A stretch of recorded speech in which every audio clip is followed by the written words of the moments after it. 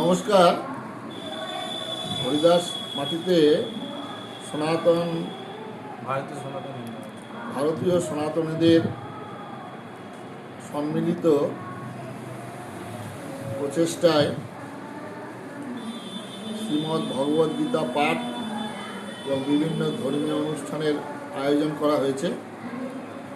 আমি ভারত সেবাশ্রম সংঘের পক্ষ থেকে সমস্ত সনাতনী হিন্দু মা ভাই বোনদের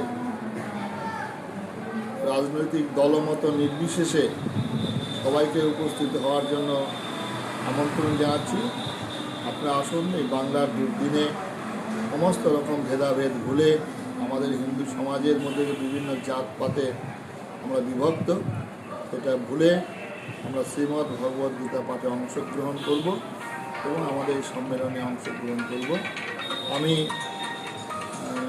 ঔরঙ্গাবাদে বাসন্তী পুজোর জন্য ব্যস্ত থাকব, তবুও আমি 28 তারিখে সন্ধ্যাবেলায় আপনাদের সঙ্গে মিলিত হওয়ার ইচ্ছা প্রকাশ করলাম।